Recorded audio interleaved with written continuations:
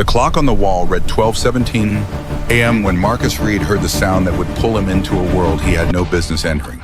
This It is came Control. through the We have a breach in security Sector monitor. 3. Not Respond a crash, immediately. but something worse. The sharp crack of glass hitting marble, followed by silence so complete it felt wrong.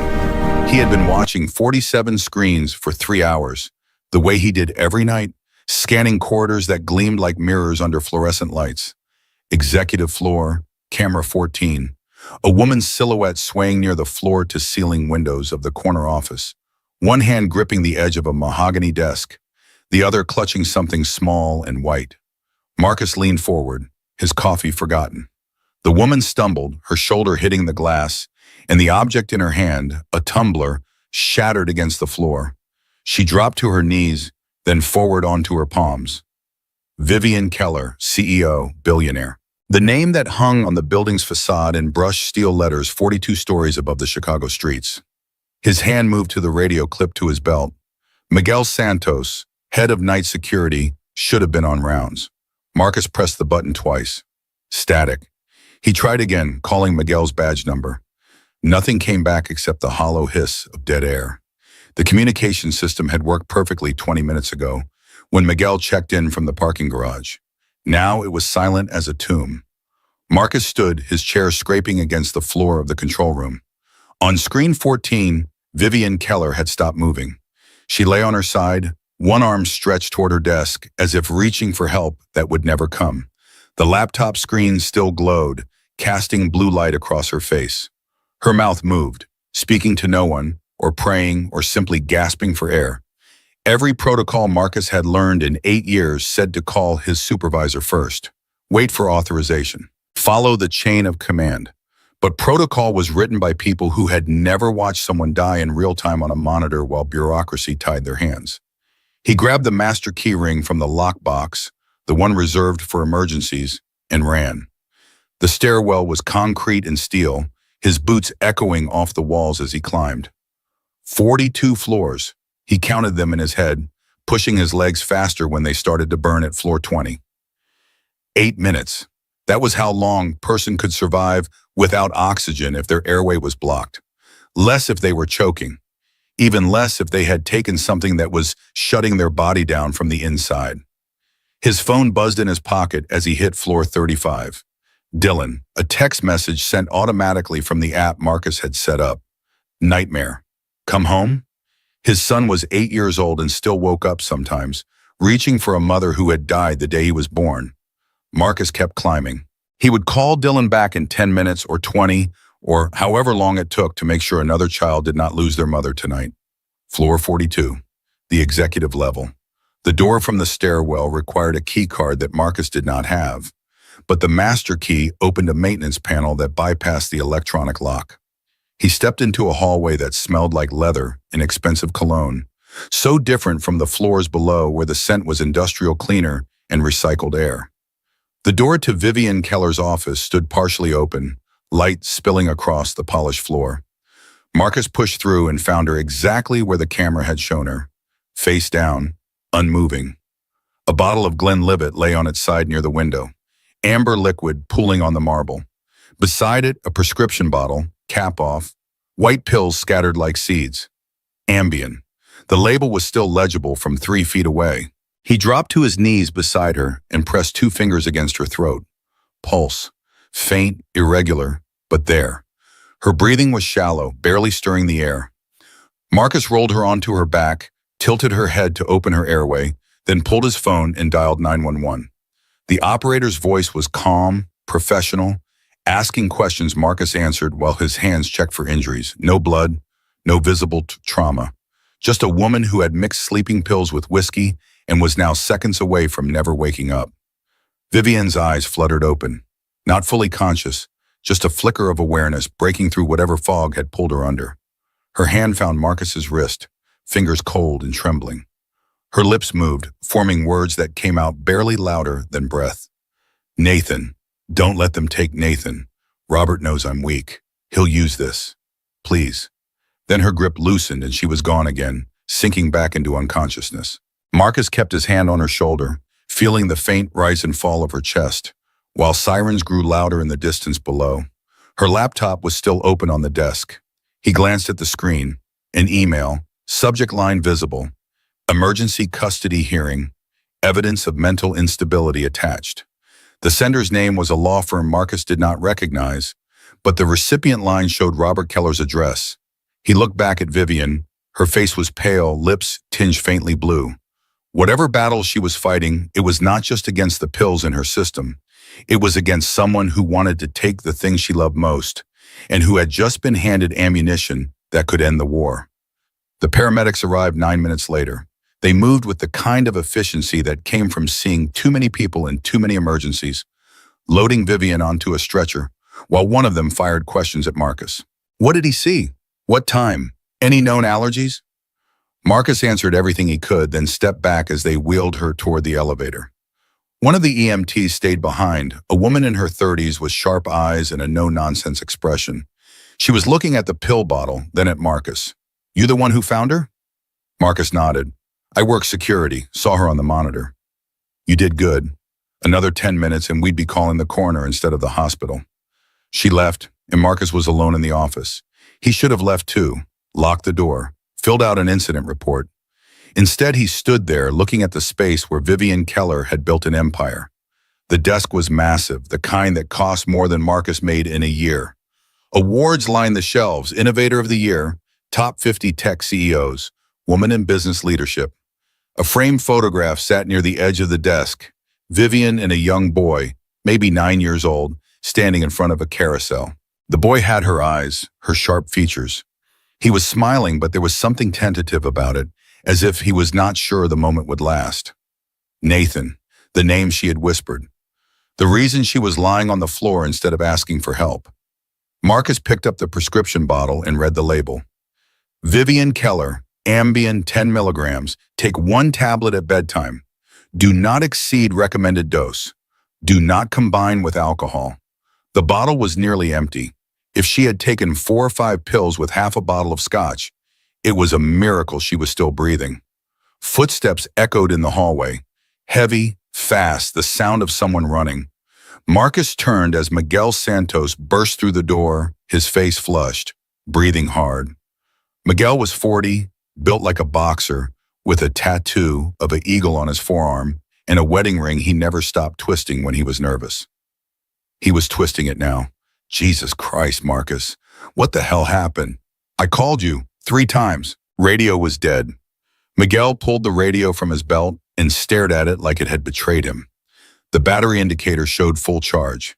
He pressed the call button. Static crackled, then cleared. Working now. Miguel's jaw tightened. Must have been interference. I was in the basement checking the backup generator.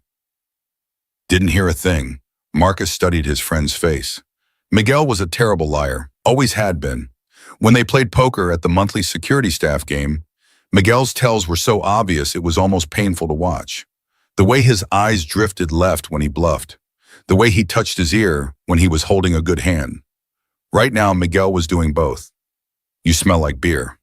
Miguel stiffened. I had 1 drink on my break. Sue me. Marcus did not push, not yet. The ambulance was taking Vivian to Mercy Hospital, and the police would want statements. There would be time later to figure out why Miguel had been unreachable when the CEO of the company they were supposed to protect had nearly died. Right now, Marcus just needed to get through the next few hours without losing his job. They rode the elevator down together in silence. Miguel kept checking his phone, typing something, then deleting it. Marcus watched the floor numbers descend and thought about Dylan, alone in their apartment with his grandmother, waking from a nightmare and finding his father gone. He would call soon, explain that work had held him up, promise to be home before breakfast. Dylan would understand. He always did. He was 8 years old and already carried more understanding than most adults Marcus knew. The hospital waiting room was white and sterile, filled with the kind of fluorescent lighting that made everyone look half dead. Marcus sat in a plastic chair and gave his statement to a police officer who looked barely old enough to shave. The officer took notes, asked the same questions the paramedic had asked, then told Marcus he was free to go. He did not go. He sat in the chair and waited, though he could not have said what he was waiting for. At 3 in the morning, the elevator doors opened and a man stepped out. Expensive suit, Italian shoes, the kind of confidence that came from never being told no. He did not approach the reception desk. He did not ask about Vivian's condition. He pulled out his phone and made a call, his voice low but carrying in the quiet. That's right. Tonight, ambulance took her to Mercy. No, she's alive. Stable, I think. Doesn't matter. File the emergency petition first thing tomorrow. This is exactly what we needed. Marcus stood. The man turned, noticing him for the first time. Up close, he was older than Marcus had thought, maybe 42, with silver threading through his dark hair. His eyes swept over Marcus's uniform. The navy blue shirt with Stellaron security embroidered on the chest. The utility belt. The boots that had seen better days. Judgment flashed across his face, quick and dismissive. Can I help you? Marcus took a step closer. You're Robert Keller. It was not a question. The man's resemblance to the boy in the photograph on Vivian's desk was too strong to miss. Same sharp jawline, same cold eyes. That's right. And you are? Marcus Reed. I found your ex-wife tonight, saved her life. Robert's expression did not change. Well, good for you. I'm sure Vivian will send you a nice thank you card. You're not going to ask how she's doing? A thin smile crossed Robert's face. She's alive. That's all I need to know. He glanced at his phone, then back at Marcus. I don't mean to be rude, but I have a lot to handle tonight. Lawyers, paperwork, that sort of thing. I'm sure you understand. Marcus did not move. I heard what you said on the phone. About filing a petition. Robert's smile disappeared. You were eavesdropping. Hard not to hear when you're shouting into your phone in a hospital waiting room. For a moment, Robert just stared at him. Then he laughed, a short, sharp sound without humor. You think you know something, Mr. Reed? You think you understand what's happening here? Let me explain it to you. Vivian is brilliant, ruthless. She built $1 billion company from nothing. But she's also unstable. She works 100 hours a week, misses our son's school events, forgets his birthday, and now she's collapsing in her office with pills and alcohol. So yes, I'm filing for emergency custody because my son deserves a parent who's actually present, not a workaholic who's too busy running an empire to notice he exists. He stepped past Marcus toward the elevator. Over his shoulder, he added one more thing. What's your name again? Reed? My lawyers might want to talk to you. You witnessed her condition. That could be very helpful. The elevator doors closed. Marcus stood in the empty hallway, hands clenched at his sides. He knew the type. Robert Keller was the kind of man who saw every person as either a tool or an obstacle. Right now, Marcus was a tool. A janitor, no, a security guard who had stumbled onto something useful and could be bought or bullied into testifying. But Marcus was neither for sale nor easily intimidated. He had been broke before. He had worked 3 jobs to keep food on the table after Rebecca died. He had scrubbed floors and fixed broken toilets and done every humiliating task that came with being at the bottom of the ladder. And through it all, he had kept his integrity. It was the only thing his father had left him, and Marcus would be damned before he sold it to a man like Robert Keller. He left the hospital as dawn started to break over Chicago. The sky was gray, heavy with clouds that promised rain. Marcus drove home in his 12-year-old Ford truck, the radio off, the streets nearly empty. His apartment was in Pilsen, a neighborhood where gentrification and old-school working-class life existed in uneasy proximity. The rent was high but not impossible, and the elementary school was decent enough that Marcus did not worry about Dylan getting a good education. Linda Reed was asleep on the couch when Marcus walked in. His mother. 62 years old and looking 70, her face lined with the kind of exhaustion that came from too many years of hard work and not enough rest. She had moved in with Marcus 3 years ago after her second heart attack, when it became clear she could not live alone. Now she helped with Dylan during the day while Marcus slept, and Marcus took over at night before heading to work. It was not a perfect system, but it was what they had. Dylan was in his room, curled under a blanket covered with cartoon dinosaurs. He was small for his age, with dark hair that fell into his eyes and a face that belonged on Renaissance paintings, delicate, thoughtful, somehow old. Marcus sat on the edge of the bed and put a hand on his son's shoulder. Dylan's eyes opened, unfocused at first, then locking onto his father's face. Dad, you came back. Of course I did. Always do. I had the dream again. About Mom. Marcus felt something twist in his chest. The dream was always the same. Rebecca holding Dylan as a baby, singing a lullaby Dylan could not possibly remember because he had only heard it once, in the delivery room, in the minutes before she died. But somehow the dream persisted, as if his son's mind had invented a memory to fill the hole his mother's death had left. Tell me about it. Dylan sat up, rubbing his eyes. She was singing. That song, the one Grandma sings sometimes. The one about the river.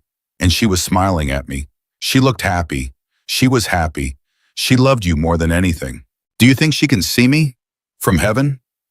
Marcus did not believe in heaven. He had stopped believing in much of anything the day Rebecca's heart had stopped beating on the operating table while he held their newborn son. But Dylan needed to believe. So Marcus lied, the way he had lied 100 times before. I know she can, and she's proud of you, every single day. Dylan leaned against his father's chest, small and warm and trusting. Marcus wrapped his arms around him and held on, feeling the steady rhythm of his son's heartbeat. This was what mattered, not the billion-dollar deals or the corner offices or the empire building. Just this, a child who needed his father to show up, to be present, to prove that love did not end when life got hard. They stayed like that until Linda woke and started making breakfast. Scrambled eggs and toast, the same meal she had made for Marcus when he was Dylan's age. Marcus ate without tasting, his mind still at the hospital, still in that office where Vivian Keller had whispered her son's name like a prayer. His phone rang at 7:30. Unknown number.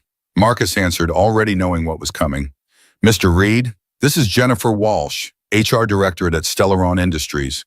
We need to see you this afternoon, 2 o'clock, regarding last night's incident. I already gave a statement to the police. This is an internal matter. It's important that we clarify the sequence of events. There are some questions about protocol. What kind of questions? Jennifer's voice was professionally pleasant, the kind of tone that could make a firing sound like a promotion. I'd rather discuss this in person. Will 2 o'clock work for you? Marcus looked at Dylan, who was pushing eggs around his plate, and at Linda, who was coughing into a napkin, her face pale. He thought about the medical bills stacked on the kitchen counter, the rent due in 5 days, the groceries running low in the refrigerator. I'll be there. He hung up and stared at his phone. 8 years. He had worked at Stellaron Industries for 8 years, first as a night janitor, then as a maintenance technician, finally as a security monitor. He had never been late, never missed a shift, never stolen so much as a pen. And now he was being called into HR because he had saved the CEO's life. The meeting was in a conference room on the 15th floor, one of those soulless corporate spaces with a long table and uncomfortable chairs. Jennifer Walsh sat at the head, flanked by 2 other people Marcus did not recognize. Jennifer was in her 40s, impeccably dressed, with the kind of smile that never reached her eyes. Mr. Reed, thank you for coming. Please sit. Marcus sat. He did not remove his jacket, did not relax, did not pretend this was anything other than what it was. Jennifer opened a folder. I've read your statement from last night. You entered the CEO's office at approximately 12:25 a.m. Is that correct? Yes. And you were working as a security monitor at the time? That's right. Can you explain why you felt it necessary to leave your post and access an area that requires senior security authorization? I saw Ms. Keller collapse on the monitor. I called Miguel Santos, head of night security. He didn't respond, so I went to help. One of the other people at the table, a man in a gray suit, leaned forward. Mr. Santos's report indicates you did not attempt to contact him. Marcus pulled out his phone and opened the call log. 3 calls to Miguel's badge number, all within 2 minutes, all showing no answer. He turned the screen toward them. I called him. 3 times he didn't pick up. Jennifer made a note. We'll look into that. However, the issue remains that you accessed a restricted area without authorization. That's a violation of company policy. The policy also says security personnel can override restrictions in emergency situations. That's true. But there's a question of judgment here. How did you know it was an emergency? Marcus stared at her. She was lying on the floor, not moving. That seemed like an emergency to me. Jennifer's smile tightened. We're not questioning your intentions, Mr. Reed. We're simply ensuring that proper protocols were followed, for legal reasons. You understand. Marcus understood perfectly. Stellaron Industries was covering its liability. If Vivian Keller sued the company for negligence, they needed to show they had investigated every employee involved. And if that meant throwing Marcus under the bus, they would do it without hesitation. Given the circumstances, we're reassigning you. Effective immediately, you'll be moved from the executive security detail to general maintenance. First shift, floors 1 through 10. That's a demotion. It's a lateral move. It's a 30% pay cut. Jennifer closed the folder. This is non-negotiable, Mr. Reed. You can accept the reassignment, or we can discuss other options. Other options meant being fired. Marcus knew it. They knew it. Everyone in the room was pretending this was a conversation, but it was really a threat wrapped in corporate politeness. He stood. I'll take the reassignment. Excellent. Report to facilities management tomorrow morning at 6 a.m. They'll give you your new assignment. Marcus left the conference room and took the elevator down. His hands were shaking, not from fear, but from rage. He had saved a woman's life, and his reward was to be punished for it. Because that was how the world worked. The people at the top made the rules, and the people at the bottom paid the price when those rules were inconvenient. He drove to Millennium Park because he needed air, needed space, needed to think. It was 4 in the afternoon and the park was full of families. Parents pushing strollers, kids running through the crown fountain, shrieking as water sprayed from the digital faces. Marcus sat on a bench near the bean and watched the light reflect off its curved surface, distorting the skyline into something abstract and unrecognizable. Dylan was supposed to meet him here after school. Marcus checked his phone. 20 minutes. He closed his eyes and tried to breathe. Dad. Dylan's voice cut through the fog. Marcus opened his eyes and saw his son running toward him, backpack bouncing, face bright with excitement. Behind him, walking more slowly, was another boy. Blonde hair, serious expression, hands shoved into the pockets of an expensive jacket. Marcus stood. Dylan crashed into him, hugging him around the waist. This is Nathan. He's in my class. He doesn't have anyone to play with, so I said he could come to the park with us. Is that okay? The boy, Nathan, stopped a few feet away, watching Marcus with cautious eyes. Up close, the resemblance to Vivian Keller was unmistakable. Same sharp features, same intelligent gaze. This was the child she had whispered about in her office, the reason she had nearly died. Of course it's okay. Marcus extended his hand. I'm Dylan's dad. Marcus. Nathan shook his hand, his grip surprisingly firm for a 9-year-old. Nathan Keller. The name hung in the air. Marcus did not react, did not let his face show recognition. He just smiled and gestured toward the fountain. You guys want to play? The two boys ran off, Dylan already explaining some complicated game involving pirates and monsters. Marcus watched them, feeling something heavy settle in his chest. Nathan laughed at something Dylan said, and the sound was so pure, so unguarded, that it hurt to hear. This was a child who did not laugh often. A woman appeared, walking quickly from the direction of Michigan Avenue. Mid-50s, gray hair pulled into a bun, sensible shoes. She was scanning the crowd with the kind of focused intensity that came from years of keeping track of things that mattered. When she spotted Nathan, relief flooded her face. Nathan, I told you to wait by the school. Nathan's shoulders hunched. Sorry, Mrs. Patricia, I just wanted to play with Dylan. The woman, Mrs. Patricia apparently, reached them and put a hand on Nathan's shoulder. Then she looked at Marcus. Really looked. Her eyes narrowed. You're the man from last night, the one who found Mrs. Keller. Marcus nodded. I work security at Stellaron. Mrs. Patricia's expression shifted, not hostile, but wary. Does Nathan know you? We just met.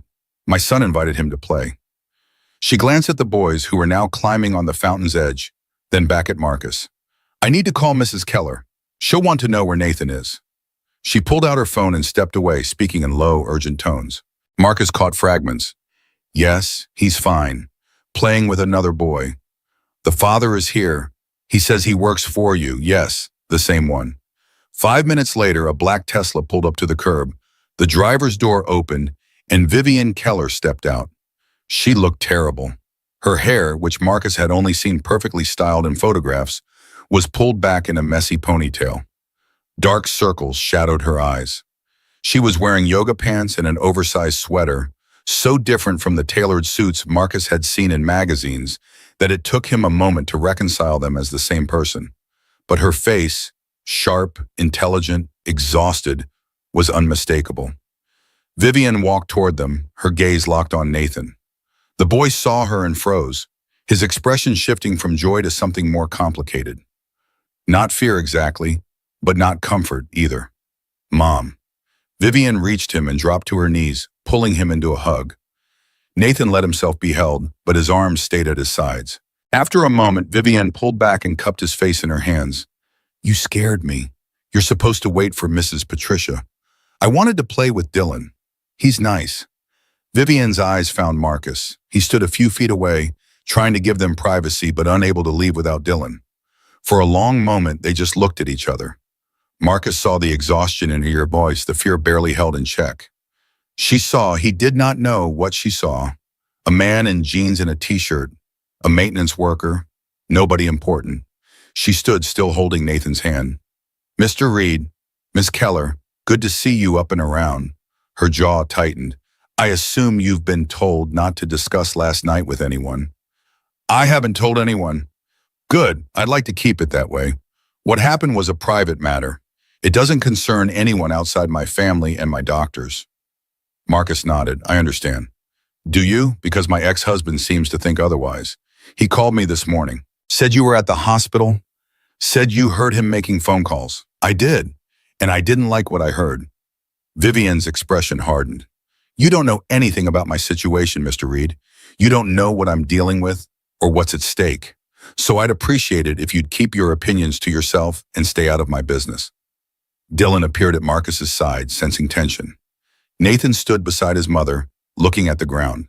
The four of them formed a strange tableau. Two families, two worlds, colliding in a public park because their children had decided to be friends. Dylan tugged on Marcus's sleeve. Dad, can Nathan come over sometime? He doesn't have anyone to play video games with. Marcus looked at Vivian, she looked at Nathan. The boy's eyes were pleading. Please, Mom, Dylan's nice. He doesn't care that I'm not good at sports. Something in Vivian's face softened. Just a little, just for a second. Then the armor came back up, and she was the CEO again, calculating risks and benefits. Maybe. We'll see.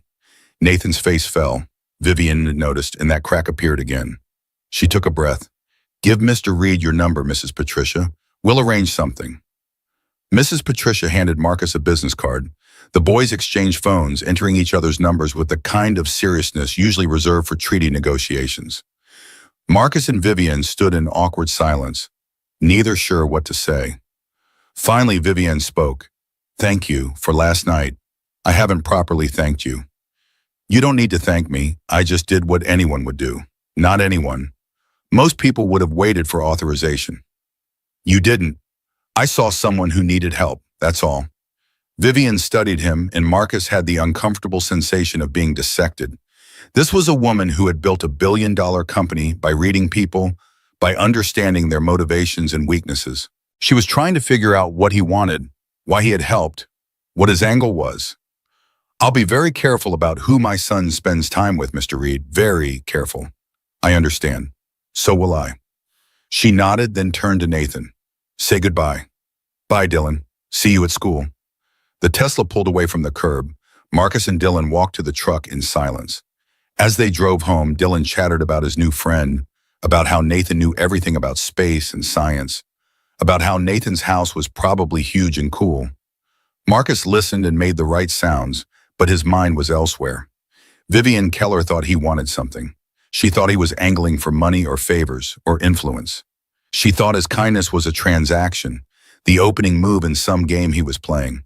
And maybe she had reason to think that. Maybe everyone who had ever helped her had wanted something in return.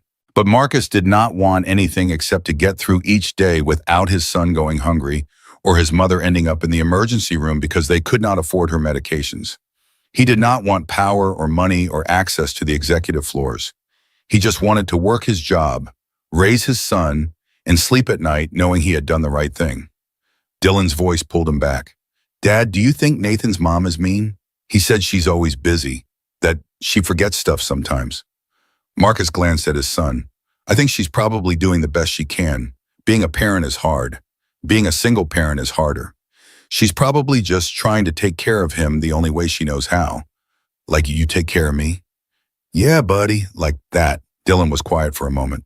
Then, I'm glad you're my dad, even if we're not rich, even if our apartment is small. I'm glad. Marcus's throat tightened. He reached over and ruffled Dylan's hair. Me too, kiddo. Me too. They went home, and Marcus made dinner while Linda rested on the couch and Dylan did homework at the kitchen table. Spaghetti and meatballs from a recipe Marcus's father had taught him when he was Dylan's age. Simple food, working class food, the kind of meal that filled you up without breaking the bank. After dinner, after Dylan was in bed and Linda had taken her evening pills, Marcus sat at the kitchen table and looked at the bills. Rent, electricity, Linda's prescriptions, Dylan's school supplies. The truck needed new brakes. The total came to more than Marcus would make in the next month, even with the reduced salary from his demotion. He thought about Robert Keller's offer, the lawyers who might want Marcus to testify, the money they would probably pay for his cooperation. Enough to cover the bills, maybe. Enough to make life a little easier. Then he thought about Vivian Keller on the floor of her office, her voice barely a whisper. Don't let them take Nathan. Marcus closed the bill folder and went to bed. He did not sleep well. He rarely did, but when he finally drifted off, he dreamed not of Rebecca, or the delivery room, or the flatline that had ended his old life. He dreamed of a boy with serious eyes and a mother who worked too hard and did not know how to show love without building walls around it. When his alarm went off at 5 a.m., Marcus got up and went to work. Because that was what you did. You showed up. You did the job. You kept going, even when the world made it clear you were expendable. Even when kindness was punished and cruelty rewarded. You kept going because giving up was not an option when people depended on you. The world did not care about men like Marcus Reed. But Marcus Reed cared about the world. And sometimes that had to be enough. The maintenance closet on the third floor smelled like bleach and defeat. Marcus spent his first week in his new assignment scrubbing floors that had already been cleaned twice, replacing light bulbs that still worked, and pretending not to notice the way other workers avoided eye contact when he passed. Word had spread fast. The security guard who had overstepped. The man who had forgotten his place. Dylan and Nathan played together twice that week, once at the park and once at Marcus's apartment. Vivian came to pick up her son both times, arriving precisely on time, staying exactly as long as politeness required. She thanked Marcus with the kind of distant courtesy usually reserved for service workers, which Marcus supposed he was. But something had shifted after that first meeting in the park. She no longer looked at him like he might be dangerous. Now she looked at him like he might be useful, which was somehow worse. The third time Nathan visited, Vivian arrived 20 minutes late. Marcus heard her footsteps in the hallway before she knocked. Quick, sharp, the rhythm of someone perpetually behind schedule. He opened the door and found her standing there with her phone pressed to her ear, one finger held up in the universal gesture for wait. She stepped inside without invitation, still talking. No, the merger projections need to be revised. I don't care what Charles says. The numbers don't work. We're not selling the robotics division just because TechCorp wants to pad their portfolio. She ended the call and finally looked at Marcus. Her hair was pulled back so tight it seemed painful. Dark circles had deepened under her eyes, and her hand trembled slightly as she lowered the phone. I'm sorry, I'm late. Board meeting ran long. From Dylan's room came the sound of laughter. Nathan's high and surprised, Dylan's warm and encouraging. Vivian's expression softened for half a second before the mask returned. They're playing some kind of space game. Dylan's been explaining orbital mechanics for the past hour. I don't think either of them actually understands it, but they're having fun. Nathan understands it. He reads college-level physics textbooks for fun. Vivian's voice carried pride and something else. Worry, maybe, or loneliness. I keep buying him age-appropriate books, and he ignores them. Marcus gestured toward the kitchen. Coffee? She hesitated, then nodded.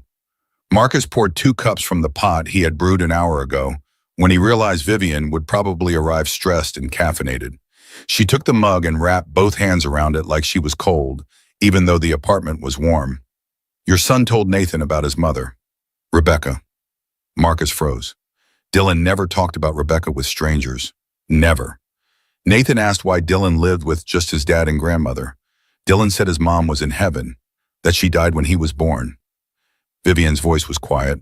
I'm sorry, that must have been hard. It was 8 years ago. That doesn't make it easier. Marcus leaned against the counter. No, it doesn't. They stood in silence, drinking coffee that was too hot and too bitter. Through the window, Chicago sprawled in early evening light, the skyline catching fire from the setting sun.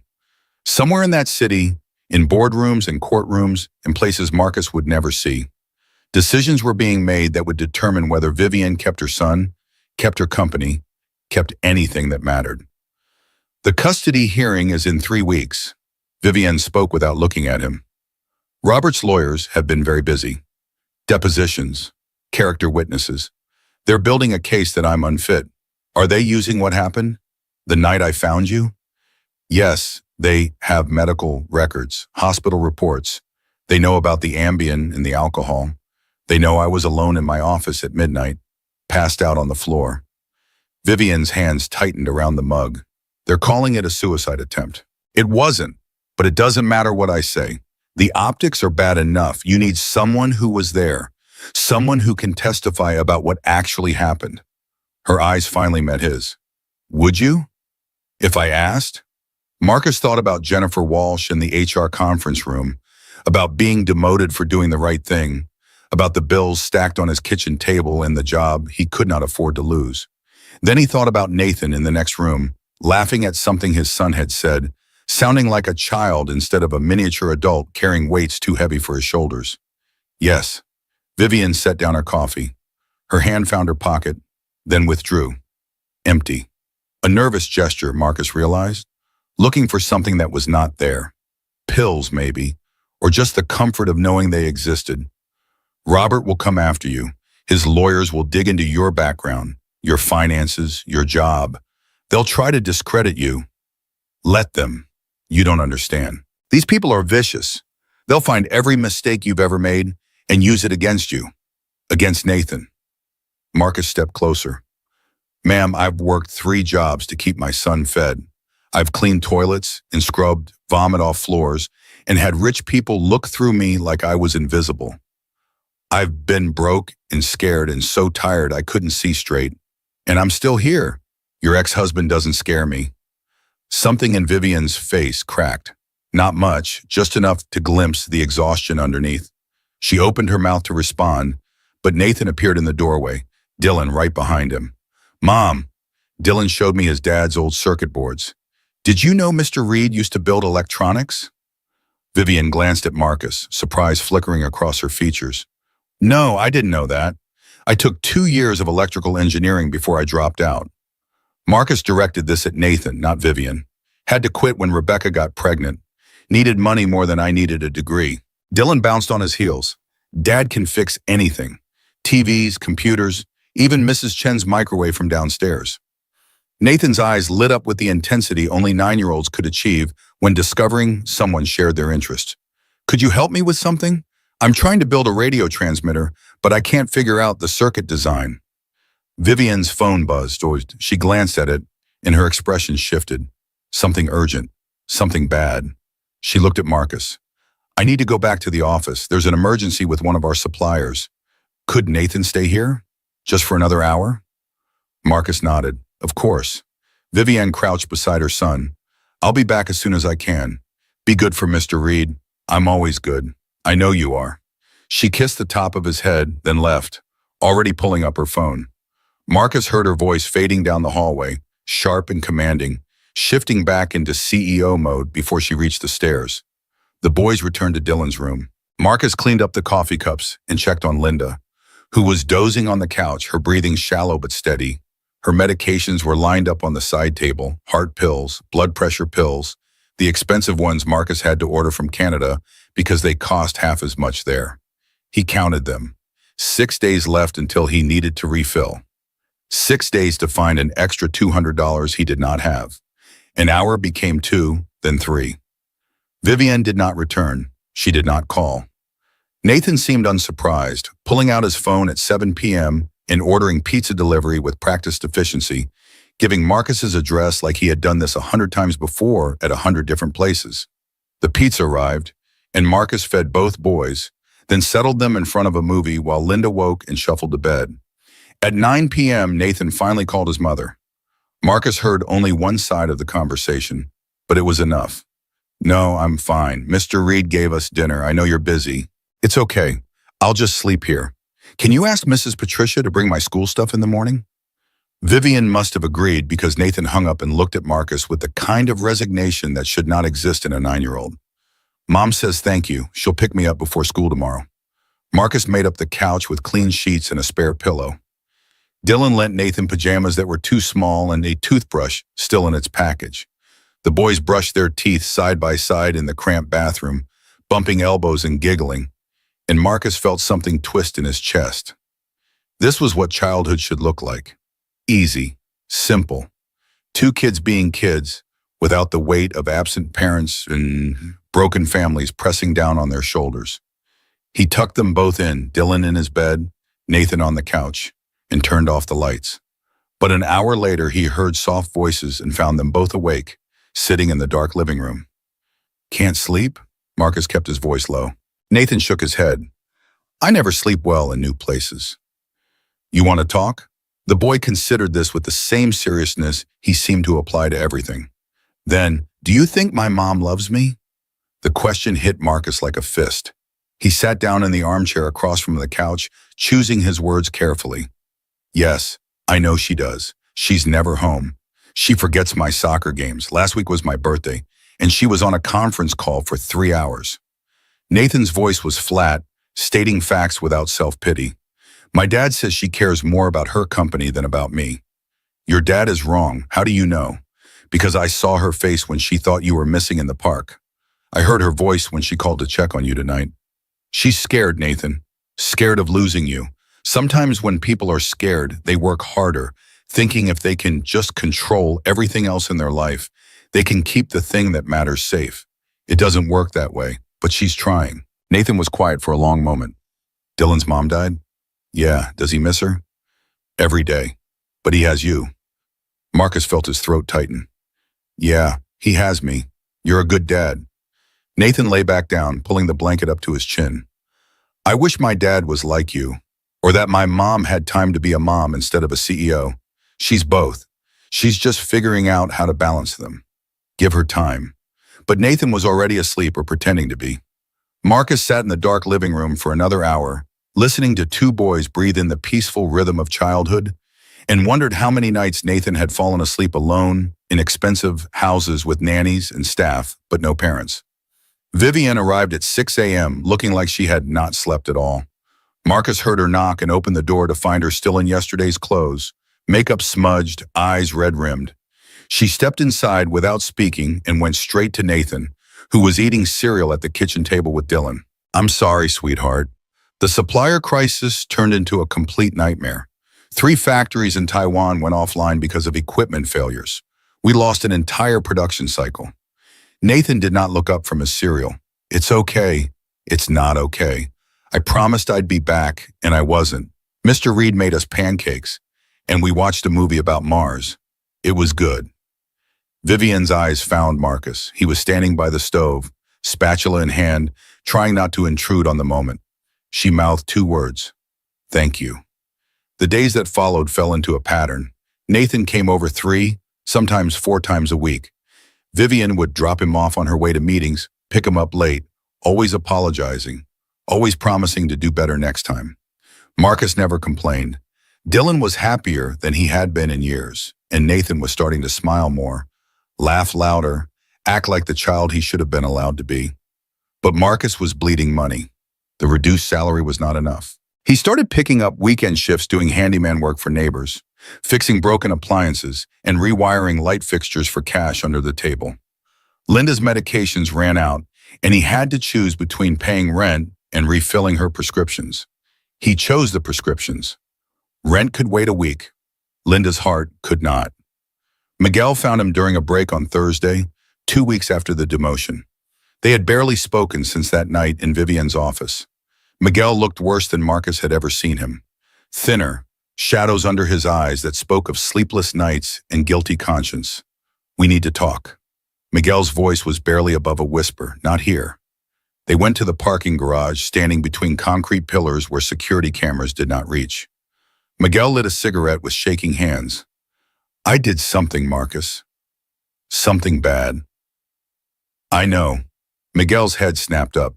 "You know, the communication system didn't fail on its own that night. You disabled it." "How did you?" "I checked the server logs. Your badge was used to access the system at 11:47 p.m., 15 minutes before Vivian collapsed, right when you should have been on rounds." Marcus kept his voice level. "Why?" Miguel took a long drag, smoke curling into the dim garage. "My daughter, Sophia, she has leukemia, stage 3. The treatments are experimental. Insurance won't cover them. We're drowning in medical bills. Charles Drummond's people approached me 6 weeks ago, offered $50,000 for a small favor. Disable communications for 30 minutes. Let someone access the executive servers without interference. You sold out Vivian Keller to pay for your daughter's cancer treatment." "I didn't know she would," Miguel's voice cracked. "They said it was just about files. Corporate espionage. Not life or death. When I found out she nearly died, I wanted to come forward. But they threatened me. Said if I talked, they'd make sure Sophia lost her spot in the trial program." Marcus understood. Not forgave, but understood.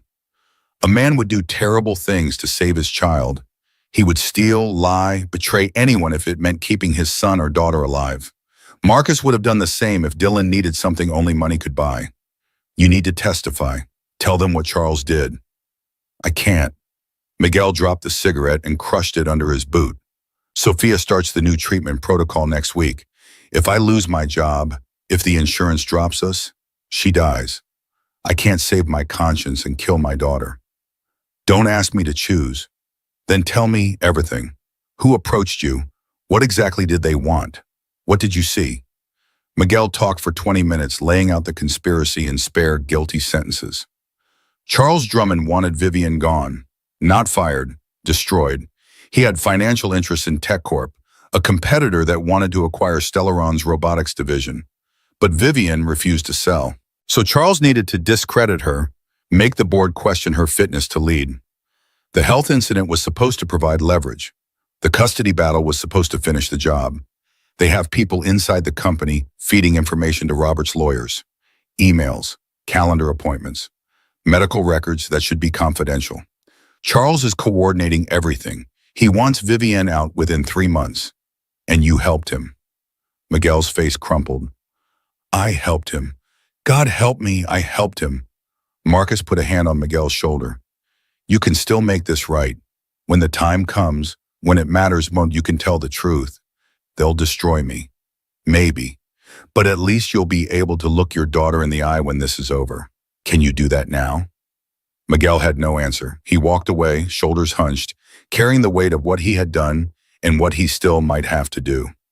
Marcus watched him go and felt no satisfaction, no triumph. Just the gray understanding that everyone was drowning in their own way, and sometimes the people you thought were villains were just other victims trying to stay afloat. Marcus spent his lunch break in the security office, using credentials that should have been revoked but had somehow slipped through the cracks. He pulled up server logs from the night Vivian collapsed, cross-referencing access times with badge IDs. Miguel's admission had given him the outline. Now he needed proof. The logs showed exactly what Miguel had described. Badge access to the server room at 11:47 p.m., Miguel's ID. Then, 3 minutes later, a second access. This one was different. An override code that should not have existed, the kind of backdoor that required senior IT privileges to create. Marcus traced the code to its origin and found a name he recognized. Simon Graves, legal counsel for the board of directors. Graves had accessed the executive email server for 8 minutes, long enough to download months of correspondence, long enough to find anything that could be weaponized against Vivian. Marcus took screenshots, backed them up to 3 different drives, then erased his own access from the logs. If Charles's people were watching, they would not know Marcus had been digging until it was too late. His phone buzzed. "Vivian." The text was brief. "Can you meet tonight? 8 p.m., my office." Marcus arrived at 7:55, taking the service elevator to avoid being seen. The executive floor was empty except for cleaning staff who nodded at him without recognition. His old colleagues, now strangers. Vivian's door was closed but unlocked. He knocked once and entered. She was standing at the window, silhouetted against the city lights. Without turning, she spoke. Robert filed his petition this morning. Emergency custody hearing. He's claiming I'm a danger to Nathan, that I prioritize work over my son's well-being, that I'm emotionally unstable and potentially suicidal. Marcus closed the door. What evidence is he using? Everything. The hospital incident, my work schedule, every missed soccer game and forgotten birthday. He has emails I sent where I'm short with Nathan's teachers. He has testimony from our former nanny saying I was always absent, always irritable. Vivian finally turned. And he has medical records that should be sealed. Psychiatric evaluations from after our divorce. Prescriptions for anxiety medication. Someone inside the company is feeding him information. And I don't know who. I do. Marcus crossed to her desk and pulled out his phone, showing her the screenshots. Miguel Santos disabled communications that night on orders from Charles Drummond. Simon Graves accessed your email server using an override code. They've been coordinating with Robert's legal team for at least 6 weeks. Vivian stared at the images, her face draining of color. Charles. All this time, I thought he was just positioning for a power play. I didn't realize he was orchestrating everything. He wants you gone. He has stock options in TechCorp worth millions if the board approves a merger. But you're blocking it. So he's using Robert to break you emotionally, create instability, force the board to question your leadership. How do I stop him? You expose the conspiracy. You show the court that Robert isn't acting alone, that there's a coordinated campaign to discredit you. You prove Charles and Graves violated corporate ethics and federal law, and you get Miguel to testify. Miguel won't testify. His daughter's life depends on keeping his job and insurance. Then we find another way to prove it. Marcus gestured at the screenshots. This is hard evidence. Server logs don't lie. It's evidence I shouldn't have. Vivian's voice was sharp. How did you access those logs? You don't have security clearance anymore. I used my old credentials. They haven't been revoked. So you hacked into company systems. That's illegal. So is conspiring to ruin someone's life to force a corporate merger. We're past legal niceties here. Vivian sat down heavily in her chair. If I use this evidence, Charles will have you arrested. You'll lose your job, probably face criminal charges. Your son will watch his father go to prison because he tried to help me. Marcus had already considered this, had lain awake at 3 a.m. doing the calculations, weighing his son's stability against a woman he barely knew, and a child who was not his responsibility. The math did not work in favor of noble gestures. But then he thought about Nathan falling asleep on his couch, asking if his mother loved him. He thought about Dylan's face when Nathan laughed at his jokes, the way his son's world had expanded to include someone who understood his loneliness. He thought about Vivian's whispered plea, don't let them take Nathan. Some things mattered more than math. My father told me something before he died. Marcus met Vivian's eyes. He said a man's worth isn't measured by what he has. It's measured by what he's willing to risk for people who can't protect themselves. Nathan can't protect himself. You're trying, but they're rigging the game. So yeah, I'll risk my job. I'll risk charges, because that's what decent people do. The silence stretched between them, heavy with things neither could say. Vivian looked at Marcus like she was seeing him for the first time, really seeing him, not as a maintenance worker or a convenient ally, but as someone who had made a choice that cost him everything and expected nothing in return. Why? Her voice was barely audible. Why do you care what happens to us? Because nobody should have to fight alone. And because Nathan deserves better than parents who use him as a weapon against each other. Vivian stood and walked to the window again, arms wrapped around herself. When I was Nathan's age, my parents fought constantly. Not about me, about money, about status, about everything except what mattered. My mother drank herself to death when I was 16. My father didn't come to the funeral. He was closing a merger in Tokyo. I learned that love was conditional, that trust was weakness, that the only person I could rely on was myself. She turned back to Marcus. I've spent 20 years building walls around everything that could hurt me, and you're asking me to tear them down and trust a man I met 3 weeks ago. I'm asking you to let me help, that's all. What if you're wrong? What if Charles wins anyway? What if Robert gets Nathan and I lose everything? Then at least you'll know you fought with everything you had, and Nathan will remember that." The words hung in the air between them. Vivian's phone buzzed, shattering the moment. She glanced at it, and whatever softness had been building in her expression vanished. The board called another emergency meeting tomorrow morning. Charles is pushing for a vote of no confidence. He's using Robert's custody petition as evidence of my instability. Vivian's laugh was bitter. 20 years building this company, 12 months, and they're ready to throw me out because my personal life is messy. Then we push back. We show the board what Charles has been doing. We prove he's the unstable one, not you. With evidence obtained illegally? With the truth. However, we can prove it. Vivian looked at Marcus for a long moment, weighing options he could not see. Finally, she nodded. "I have a lawyer, Martin Cross, best corporate attorney in Chicago. I'll give him the evidence. Let him figure out how to use it without getting you arrested. But Marcus, if this goes wrong, if they come after you, I'll do everything I can to protect you. I promise." Marcus did not point out that her promises meant little against men with power and money and the will to destroy anyone in their way. He just nodded and left, taking the service stairs down, 42 floors of concrete and fluorescent lights, and the slowly dawning realization that he had just stepped into a war he might not survive. Friday morning, Nathan did not come to school. Dylan waited by the usual spot where they met before the bell, but Nathan's mother's Tesla never arrived. Dylan texted him. No response. Marcus checked the news during his lunch break and found the headline, "Tech CEO faces emergency custody hearing. Son's welfare at center of legal battle." He called Vivian. The call went to voicemail. He tried again an hour later. Same result. Marcus finished his shift, picked up Dylan from school, and tried not to show his growing unease. Something had happened.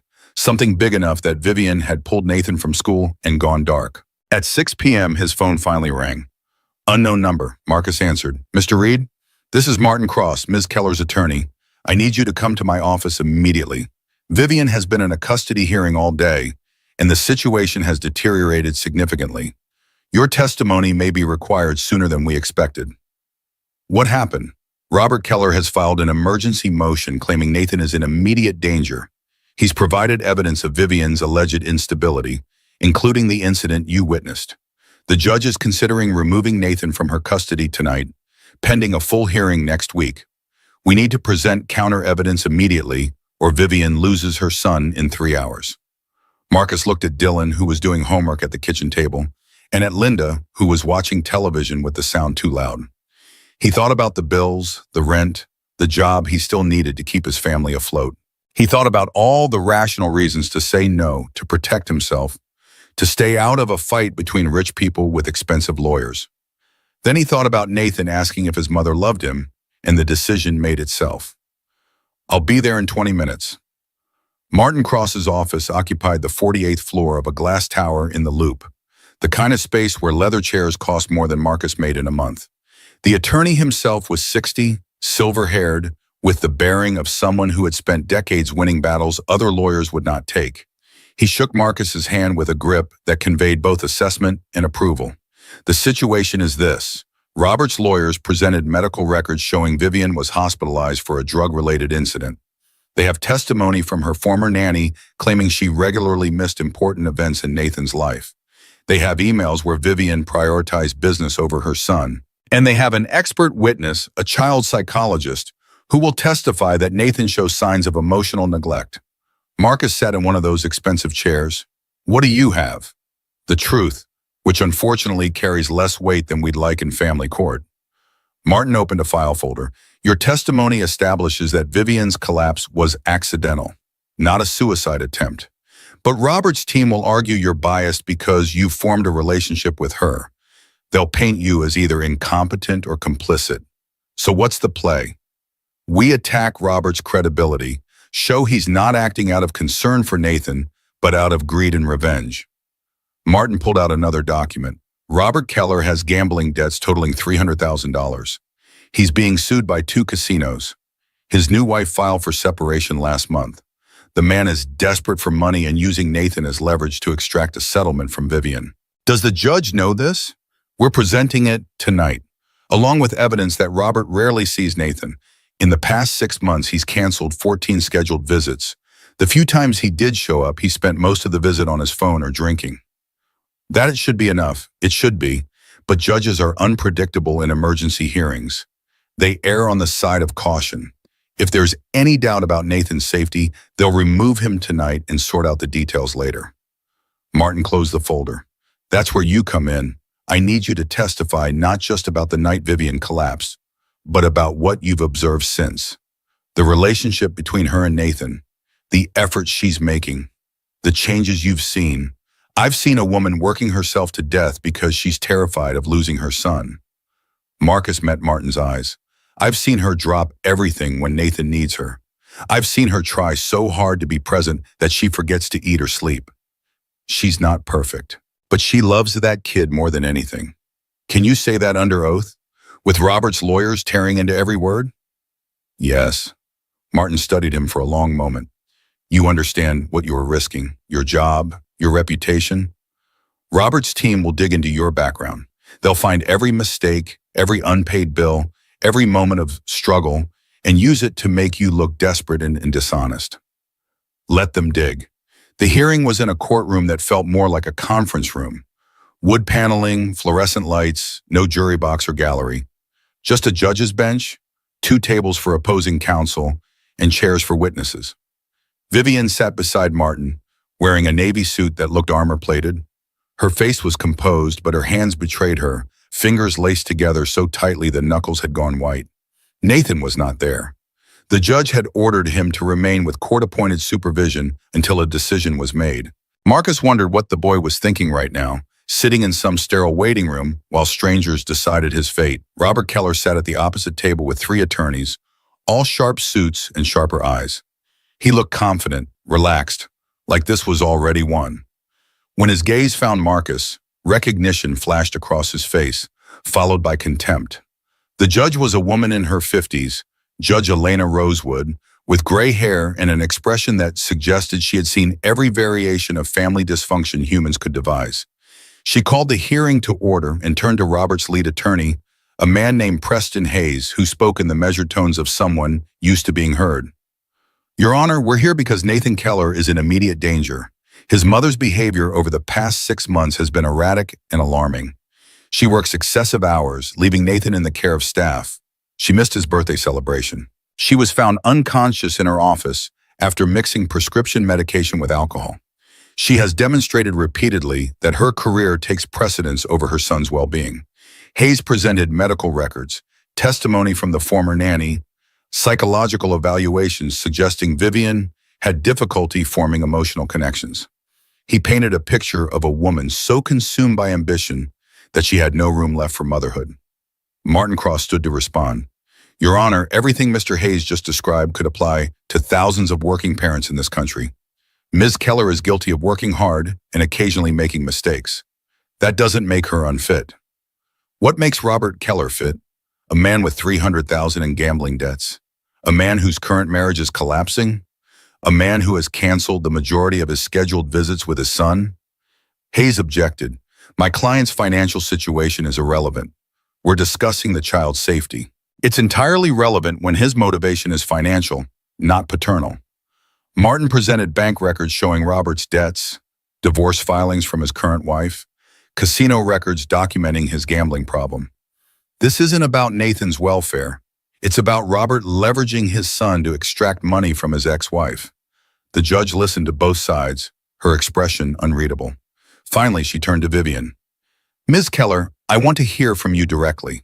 Why should I believe you can provide a stable home for Nathan when the evidence suggests otherwise? Vivian stood. Her voice was steady, but Marcus could see the tremor in her hands. Your Honor, I won't pretend to be a perfect mother. I work too much. I miss things I shouldn't miss. I've made mistakes that I'll regret for the rest of my life. But I love my son with everything I have. Every decision I make, every hour I work, every sacrifice I've made has been to build a future for him, to give him security, opportunity, a foundation he can build on. Judge Rosewood's expression softened slightly. What about the incident in your office, the one that brought you to the hospital? I was exhausted. I made a terrible error in judgment by mixing medication with alcohol, but it wasn't a suicide attempt. It was the wake-up call I needed. Since then, I've been in therapy. I've restructured my work schedule. I'm learning to balance my responsibilities better. I'm not asking you to believe I'm fixed. I'm asking you to give me the chance to prove I can be the mother Nathan deserves. The judge made notes. Mr. Cross, you indicated you have additional testimony? Yes, Your Honor. I'd like to call Marcus Reed. Marcus stood and walked to the witness stand. The court officer swore him in. Martin approached, his demeanor professional but warm. Mr. Reed, you work at Stellaron Industries, correct? Yes. Maintenance and security. And you were the person who found Mrs. Keller the night she collapsed? I was monitoring security cameras. I saw her fall and responded immediately. When I reached her, she was unconscious. I called 911 and administered basic first aid until the paramedics arrived. In your professional opinion, was this a suicide attempt? No, there was an empty prescription bottle and alcohol, but the scene didn't look intentional. It looked like someone who had pushed themselves too far and made a dangerous mistake. Hayes stood. Objection. Mr. Reed isn't qualified to make psychiatric assessments. Sustained. Martin, move on. Martin nodded. Mr. Reed, have you had contact with Ms. Keller and her son since that night? Yes. My son Dylan and Nathan became friends. Nathan has spent time at my home. And what have you observed about the relationship between Ms. Keller and Nathan? Marcus looked directly at the judge. I've seen a woman trying desperately to do right by her son while managing impossible demands. I've seen her drop everything when Nathan needs her.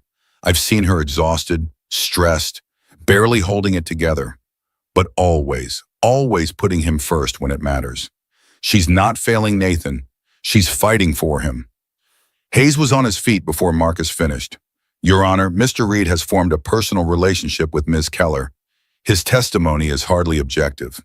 The judge waved him down. I'll determine credibility. Mr. Hayes, you may cross-examine. Hayes approached the witness stand like a predator circling wounded prey. Mr. Reed, you said you work in maintenance and security. What's your annual salary? About $36,000. And you're a single father, correct? Yes. Struggling financially? Like most people. You've had utility shut-off notices in the past year, haven't you? Your truck was repossessed for 2 weeks before you caught up on payments. Marcus felt heat rise in his face. I've had some tough months. I always catch up. You dropped out of college, correct? No degree? I left school when my wife got pregnant. I needed to work, so you're not exactly in a position to judge what constitutes proper parenting, are you? You're a college dropout working minimum wage jobs, barely keeping your own household together. Why should this court give weight to your opinion? The words were designed to humiliate, to make Marcus feel small and irrelevant, and they worked. Shame crawled up his spine, hot and familiar. He was about to respond when he caught sight of Vivian. She was staring at Hayes with an expression Marcus had never seen, pure, incandescent rage. Martin stood. Objection. Mr. Reed's financial situation has no bearing on his powers of observation or his credibility. Goes to bias, Your Honor. Mr. Reed is clearly hoping to curry favor with a wealthy woman who could improve his circumstances. The judge looked at Marcus. Mr. Reed, are you receiving any compensation for your testimony? No, Your Honor. Have you received money or gifts from Ms. Keller? No, she's never offered and I've never asked. Then why are you here? Marcus thought about the easy answer, the one that would sound noble and earn points with the judge. Instead, he told the truth. Because I know what it's like to raise a kid alone and be terrified you're not enough. I know what it's like to lie awake at 3 a.m, wondering if your child will grow up resenting you for all the things you couldn't provide. Ms. Keller is dealing with that same fear, except her stakes are higher because people like Mr. Hayes are watching her every move, waiting for her to fail.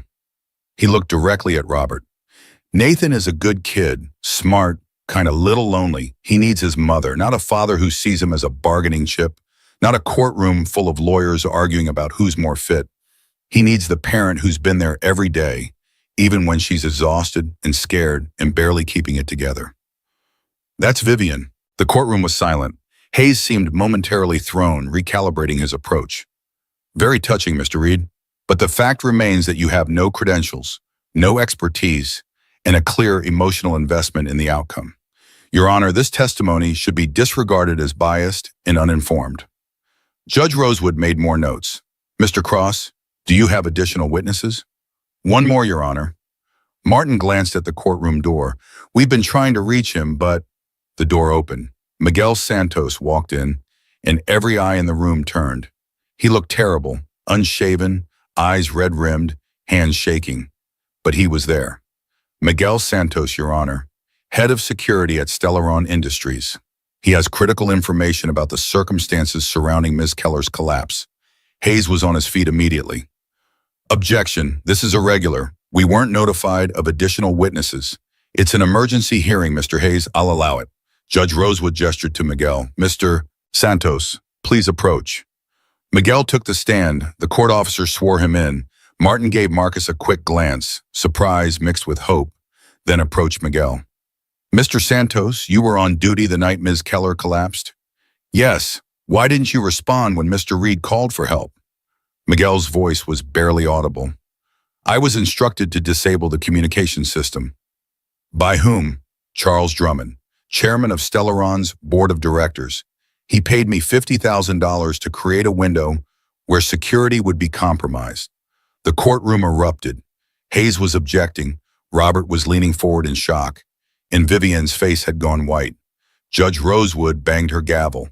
Order, Mr. Santos, that's a serious allegation. Do you have proof? Miguel pulled out his phone with trembling hands. Bank deposits, text messages, everything. He coordinated the whole thing, wanted Miss Keller discredited so the board would force her out. He's working with Robert's lawyers, feeding them information, orchestrating this custody battle. Hayes looked genuinely stunned. Your Honor, this is absurd. My client has no connection to Charles Drummond. Martin was already pulling out documents. Phone records showing calls between Robert's legal team and Drummond's office. Email exchanges discussing strategy, financial transfers that trace back to accounts controlled by Drummond. The conspiracy wasn't just real, it was documented. Judge Rosewood's expression had shifted from skeptical to furious. Mr. Hayes, your client appears to be participating in a coordinated campaign to manipulate these proceedings. Your Honor, we had no knowledge. Save it. The judge turned to Miguel. Mr. Santos, why are you coming forward now? Miguel's voice cracked. Because my daughter is sick. I did this to pay for her treatment, but I can't live with myself knowing I helped destroy someone's family to save my own. Ms. Keller is a good person. Good. Nathan needs his mother. I won't be part of taking that away from him. Vivian was crying silently, tears streaming down her face. Marcus had never seen her cry before. She had been stone and steel for so long that witnessing her break was almost unbearable. Judge Rosewood closed her folder with a snap. I've heard enough. This custody petition is denied. Nathan Keller will remain with his mother. Furthermore, I'm ordering an investigation into potential fraud and conspiracy charges against all parties involved in this scheme. Mr. Keller, you should expect to hear from law enforcement shortly. Robert was out of his chair, face red. This is outrageous. That woman is unstable. You're done, Mr. Keller. Sit down or I'll hold you in contempt. Robert sat, deflating like a punctured tire. His lawyers were already gathering papers, preparing for the fallout. Martin Cross allowed himself the smallest smile. The judge stood. Ms. Keller, I want to be clear. This ruling isn't a blank check. You will continue therapy, you will maintain a reasonable work schedule, and you will prioritize your son's needs. If I see you back in my courtroom because you've reverted to old patterns, the outcome will be very different. Understood? Vivian wiped her eyes and stood. Yes, Your Honor. Thank you. This hearing is adjourned. The courtroom emptied slowly. Robert stormed out without looking back, his lawyers trailing behind. Miguel approached Marcus in the hallway. I'm probably going to lose my job, maybe go to prison, but at least I can look Sophia in the eye now. Marcus gripped his shoulder. You did the right thing. Doesn't make it easier. No, but it makes it possible to live with yourself. That counts for something. Miguel nodded and left. Marcus found Vivian talking to Martin near the elevators. When she saw Marcus, she broke away and walked to him. For a moment, they just stood there, the weight of everything that had happened settling between them. You saved me. Again. Marcus shook his head. You saved yourself. I just showed up. She laughed, a sound somewhere between relief and disbelief. Nathan is waiting downstairs with court services. I need to go get him. Will you come? I'd like him to know what you did. They rode the elevator down in silence. Nathan was in a small room off the main lobby, sitting with a social worker, his face pale and anxious. When the door opened and he saw his mother, he ran to her. Vivian caught him and held on like he might disappear if she let go. I'm sorry, baby. I'm so sorry you had to go through this. Is it over? Do I have to live with Dad? No, you're coming home with me, tonight and every night. Nathan buried his face in her shoulder. Marcus turned to leave, giving them privacy, but Nathan's voice stopped him. Mr. Reed was there? Marcus turned back. Yeah, I was there. Did you help my mom? I tried. Nathan pulled away from Vivian and walked to Marcus. Then, without warning, he hugged him. The gesture was so unexpected, so full of trust and gratitude, that Marcus felt something break open in his chest. He hugged the boy back, this child who was not his son, but who had somehow become important in ways he could not articulate. Thank you for helping my mom. Nathan's voice was muffled against Marcus's chest. She needs more people helping her. We all do, buddy. We all do. They left the courthouse together, stepping out into Chicago twilight. The city spread before them, cold, indifferent, beautiful. Vivian held Nathan's hand, and for the first time since Marcus had met her, she looked almost at peace. I need to go home. Get Nathan settled. But tomorrow we need to deal with Charles.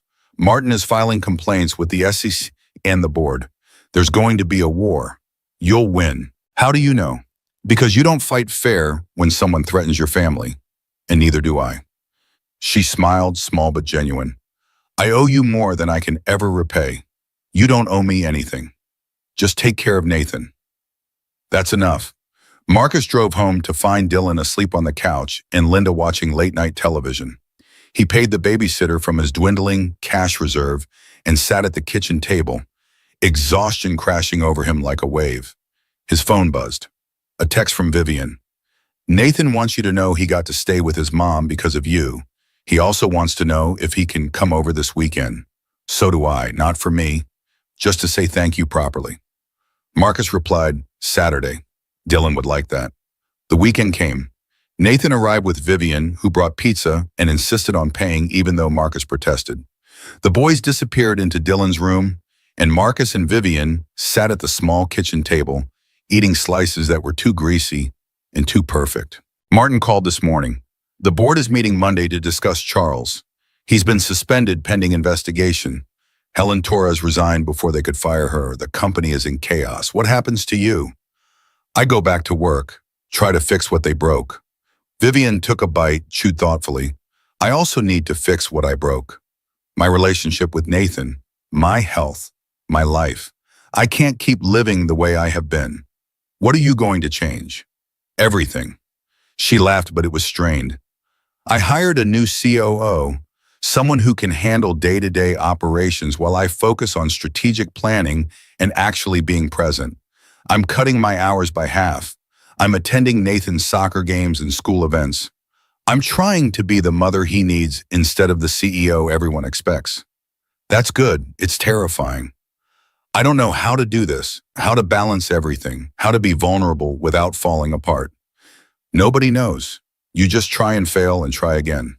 Eventually, you get better at it. They sat in comfortable silence, listening to the boys laugh in the other room. Vivian's phone buzzed multiple times, but she ignored it. A small victory, but significant. Marcus, I want to offer you your job back. Full reinstatement, supervisor position, better pay. Martin talked to the interim board, and they agreed, no.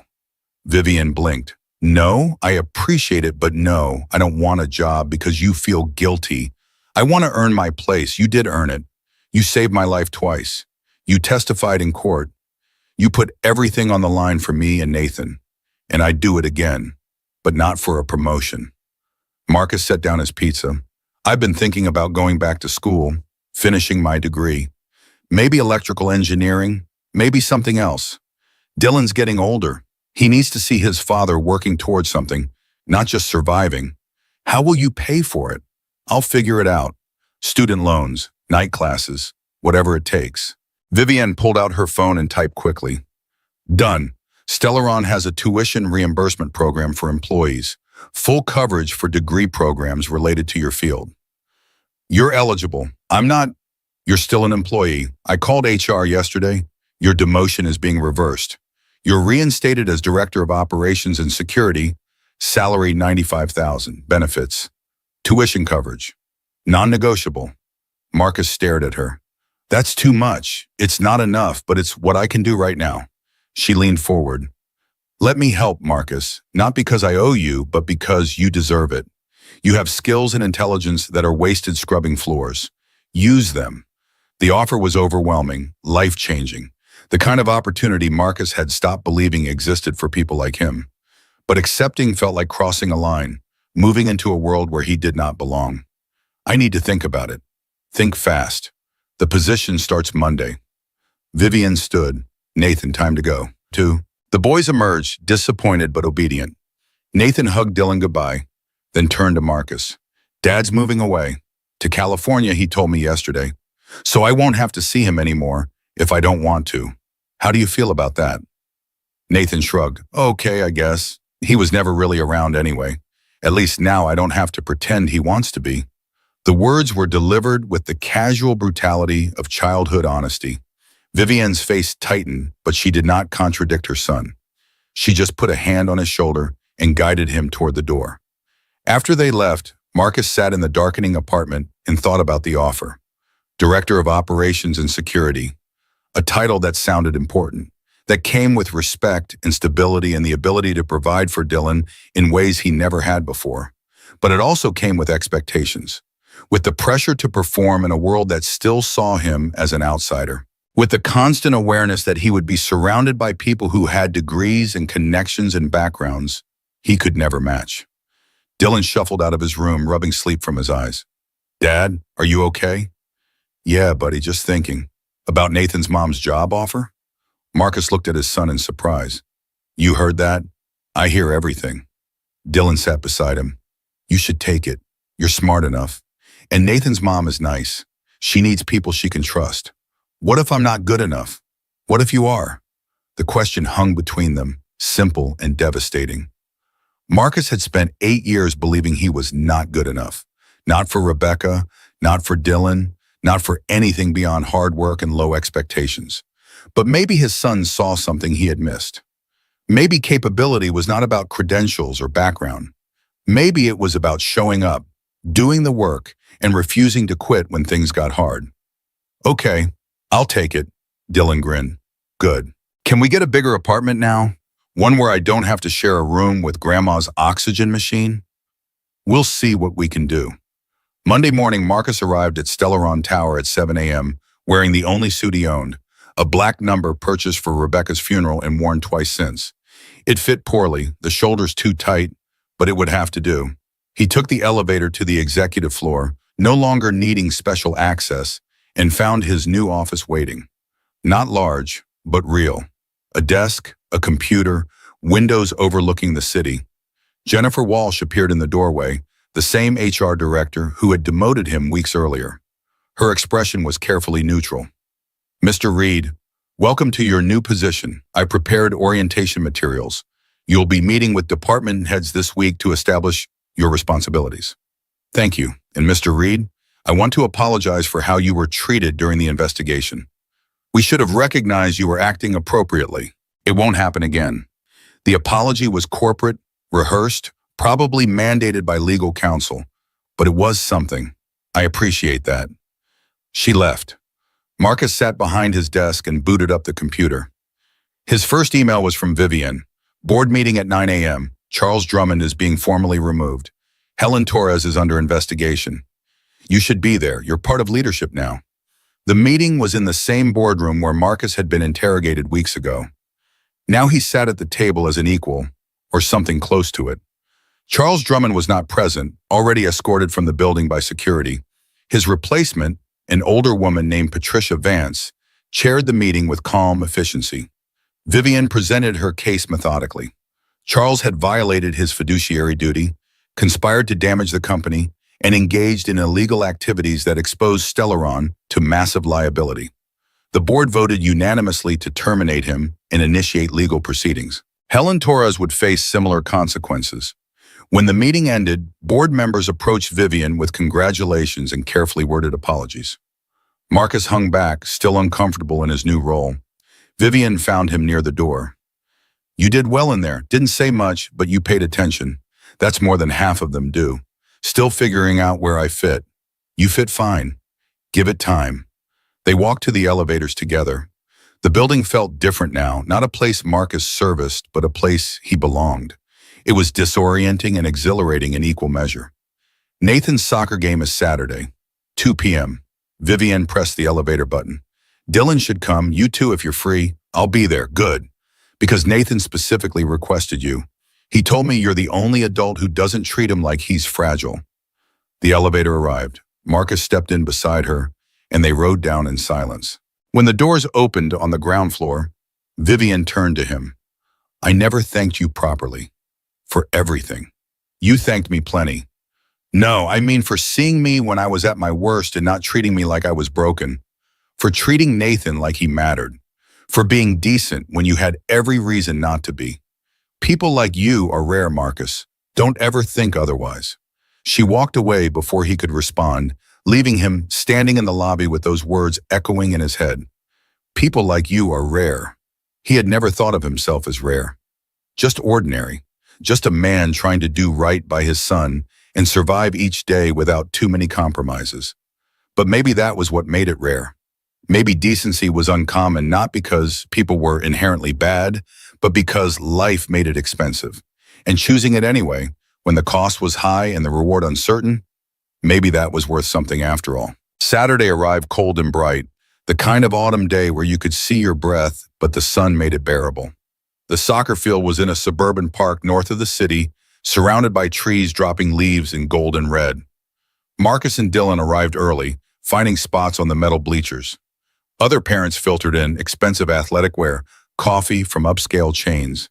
The comfortable confidence of people whose biggest worry was whether their child would make the competitive team. Vivian arrived 5 minutes before kickoff, alone.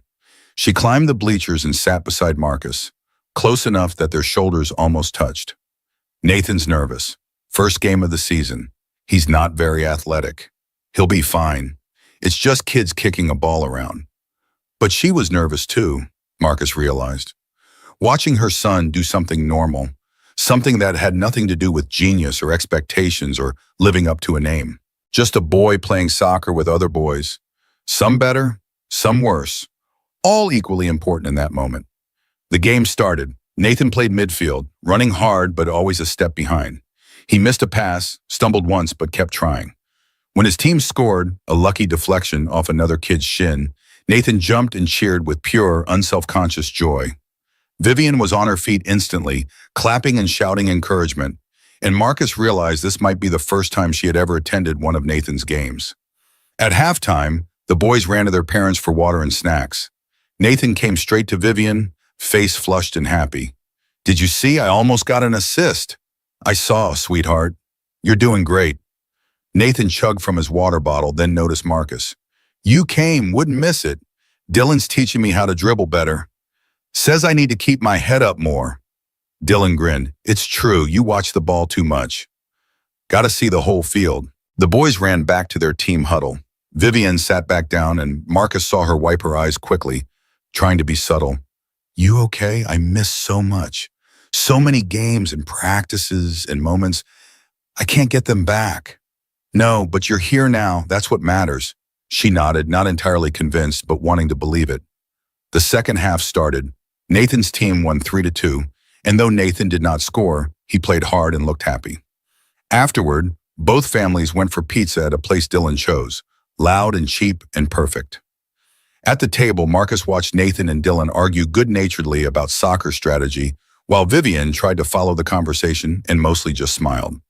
This was what normal looked like, not perfect, just present. Vivian's phone buzzed. She glanced at it, then silenced it. Marcus raised an eyebrow. "Work? Always. But it can wait." She looked at Nathan, who was laughing at something Dylan said. "This is more important." And in that moment, Marcus understood that Vivian was going to be okay. Not because she had won her custody battle or saved her company or proven everyone wrong, but because she had finally figured out what mattered and she was choosing it over everything else. It would be hard. She would struggle and fail and have to learn the same lessons repeatedly. But she was trying, which was more than could be said for many people with far fewer demands on their time. The evening wound down. Dylan and Nathan exchanged promises to practice together before the next game. Vivian and Marcus stood in the parking lot while the boys climbed into their respective vehicles. Thank you for coming today. It meant a lot to Nathan. To me, too. Same time next week? Yes. And Marcus, I'm enrolling in that parent-teacher conference Nathan's school is hosting. First time in 2 years. Will you and Dylan come? I could use the moral support. Of course. They parted ways, and Marcus drove home feeling something he had not felt in years. Hope. Not the desperate kind that came from wanting things to be different, but the quiet kind that came from watching them actually change. Vivian was learning to be present. Nathan was learning to trust that his mother would show up. And Marcus was learning that sometimes helping others was the same as helping yourself. The world was still hard. Bills still came due. Work still demanded more than seemed fair. But there were people worth fighting for, and that made the fight bearable, maybe even worthwhile.